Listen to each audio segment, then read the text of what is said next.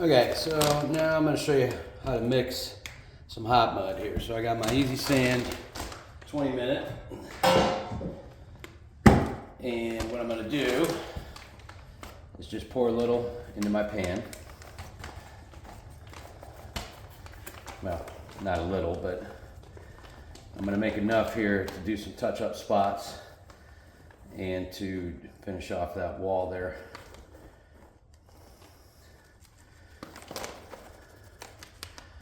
Okay, so that should take care of the whole bag. All right, now what I'm going to do is get this nice and smoothed out here. Go down to my bucket here, grab a sponge. I'm going to soak the sponge, get the water out of the sponge into the pan. Now, I can tell just by looking at it, that's not going to be enough. But literally all I do is I just massage the mud back and forth, get the water to soak it all. Okay? Kind of a long and tedious process. I hate working with this stuff because it requires a lot of patience, which I don't have. But more importantly, consistency in the mix. So actually this might be enough, but we'll see here in just a minute. So I want to try and get this mixed as good as I can. Alright, and then I'm going to move the mud around in the pan. What we're trying to do is make sure that all of it gets mixed in there.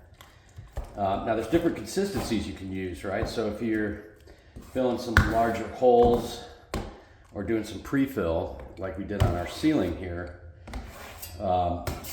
I would mix it with a little less water because you don't want it soupy at all. You want it to be kind of thick so it fills pretty good.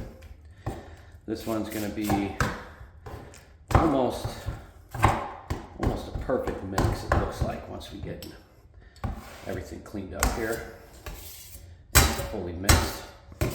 But you know, there's a lot of ways to mix this. I just prefer to do it in the pan. I know some guys actually put it in a smaller bucket and then stir it up. But I've always just preferred to do it this way because I'm never using, you know, by the time you mix it and put it, you know, start using it, you only have 20 minutes to work with this stuff. So this looks pretty consistent. Still got some spots in there, but the good news is that as you're working it, meaning as you're working it on the walls, you get to mix it as you go along as well.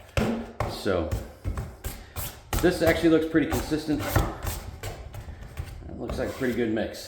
So we're gonna go ahead and move over and tape that wall.